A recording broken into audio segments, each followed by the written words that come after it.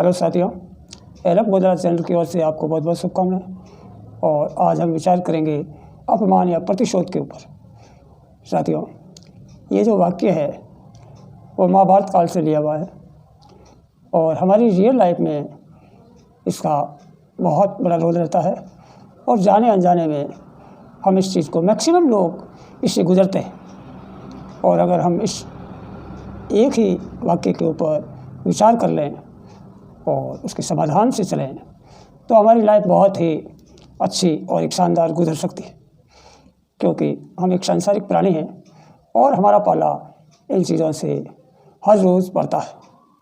तो हम बात करेंगे अपमान और प्रतिशोध की।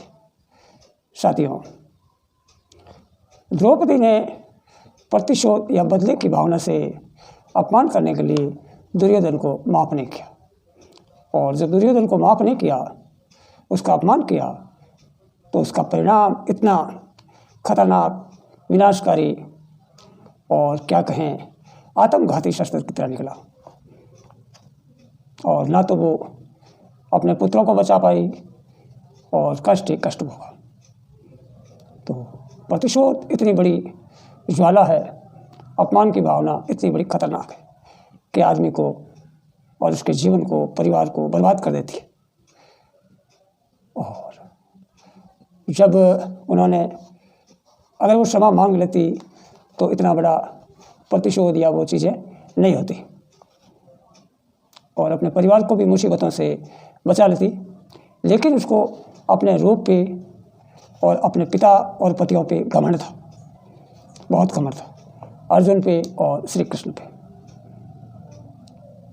जब उसने अपमान किया और दुर्योधन ने भी वापस प्रतिशोध लेने की ठानी, तो दुशासन को कहा कि द्रौपदी के बाल खींच के राज्य सभा में लाए। और दुशासन इस काम को करने के लिए तैयार हो गया, क्योंकि उस टाइम राम राज्य नहीं था और मैं नहीं समझता कि वो राम राज्य था। लेकिन जैसे ही द्रौपदी को बाल खींच के और राज्य सभा में लाया गया, तो उस टाइम उसके पति अर्जुन और श्री कृष्ण वहाँ उपलब्ध हो गए, क्योंकि उस टाइम भी आपस में तालमेल, जान पहचान और नेटवर्क सिस्टम जो आज कहते हैं वो बहुत तगड़ा था द्रौपदी का, जिसे आज हम चाहे फ़ोन का कम्युनिकेशन कह दो, इस तरह से। तो वह हाजिर हो गई और जान बचा ली। खैर चला, फिर भी द्रौपदी दुर्योधन को माफ़ नहीं कर पाई और उसने ये ठाना कि दुशासन के खून से बाल धोके ही मतलब मैं चैन लूँगी। और दुशासन के खून से ही उन्होंने बाल धोए और वो प्रतिशोध की आवाज़ आगे बढ़ती है। और दुर्योधन दुशासन का बदला लेने के लिए द्रौपदी से, दुशासन वाला बदला ये द्रौपदी से, वो अश्वत्थामा जो उनके मित्र थे उनका सहारा लेते हैं और अश्वत्थामा जो जपाट करके और द्रौपदी के 5 पुत्रों को ख़त्म करवा देते हैं। जब 5 पुत्र ख़त्म हो जाते हैं तो यही द्रौपदी उन 5 पुत्रों की डेड बॉडी को लिए हुए घूमती है और उनका जो भी अंतिम संस्कार करती है। और जो वाक़या बाद में हुआ वो आप सब लोगों के सामने। तो ये सिर्फ और सिर्फ माफ़ ना करना, क्षमा ना करना, अपमान करना, प्रतिशोध लेना और बदले की भावना, इसके ऊपर ही ये सारा ताना बाना बना। अगर ये द्रौपदी माफ़ कर देती, क्षमा कर देती, तो इतना बड़ा हादसा और लॉस नहीं होता, अपने परिवार को भी बचा लेती और खुद भी बच जाती। तो साथियों, ये हमारी रियल लाइफ में भी होता है और कई बार हम खुद इस स्थिति से गुजरते हैं और हम अगले को क्षमा नहीं करते हैं और अपमान करने की या प्रतिशोध लेने की ताक में रहते हैं और कई बार रहते हैं। और जब उनका परिणाम आता है तो बड़ा घातक होता है, उसको हम सोच भी नहीं सकते। इसलिए मेरा वीडियो बनाने का और आपके सामने ये प्रस्तुत करने का मकसद ही ये था कि एक महाभारत काल के टाइम का, जहाँ श्री कृष्ण भी थे और अर्जुन और भीम जितने बड़े योद्धा, कौरव पांडव बहुत बड़े वीर थे, फिर भी एक बदले की भावना से, अपमान से और प्रतिशोध से इतना बड़ा नरसंहार हुआ। तो हम तो चीज़ें क्या है।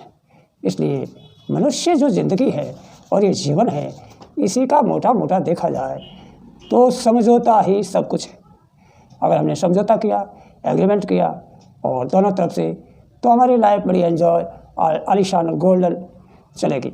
और हमने अगर समझौता नहीं किया और अकड़ के रह गए तो हम टूट जाएंगे। देखिए, जब एक पेड़ होता है और जब उसके फल नहीं होते हैं तब तक वो खड़ा रहता है, लेकिन जैसे ही उनके फल लग जाते हैं तो झुक जाता है ज़मीन पे। तो हम भी अगर हमारे पास शक्तियाँ आ जाए, पावर आ जाए, पद आ जाए, बल आ जाए, पैसा आ जाए, शोहरत आ जाए, संपत्ति आ जाए, तो हमें अकड़ने की बजाय हमें झुकना चाहिए। और अगर हम झुकेंगे तो हमारी लाइफ अच्छी चलेगी और हमें परेशानियों का सामना नहीं करना पड़ेगा और हमारी ज़िंदगी बड़ी आलीशान चलेगी। तो इस मेरे प्रसंग पे विचार करें, गौर करें, मनन करें और उसके बाद में अगर आपने 1% भी जीवन में इस चीज़ को अपना लिया तो समझिए आपका जीवन साकार है, आपकी बल्ले बल्ले। साथियों, आज के वीडियो में इतना ही। वीडियो अच्छा लगा तो लाइक करें, चैनल को सब्सक्राइब ज़रूर करें। जब आप चैनल को सब्सक्राइब करोगे और वीडियो को लाइक करोगे तो यही मेरा प्रोत्साहन है, यही चीज़ें मेरे को नया नया वीडियो बनाना और आपके सामने आने का प्रोत्साहन जगाती है, उत्साह जगाती है और मैं एक नई नई चीज़ें लाके, नए नए वाक्य लाके आप सबके सामने प्रस्तुत करता हूँ। तो आज के लिए इतना ही। जय हिंद, जय भारत।